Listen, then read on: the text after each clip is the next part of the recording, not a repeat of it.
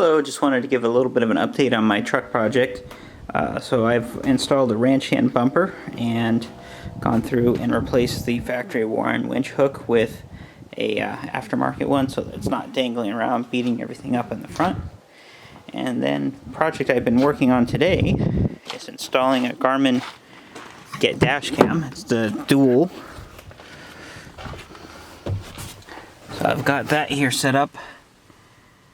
And I hardwired it in, so I ended up running the wire underneath the headliner and coming over here and taking off this post. There's just two screws, one here and one here, that comes off, and then ran it down, slid it back in through here, and then brought the wiring harness and connector all down here.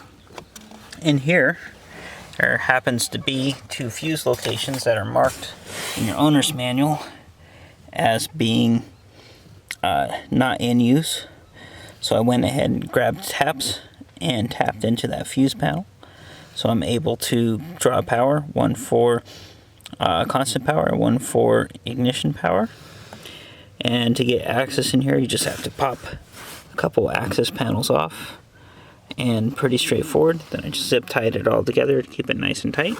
If you have any more questions or would like to see some demonstrations of using this, feel free to comment and let me know. Thank you.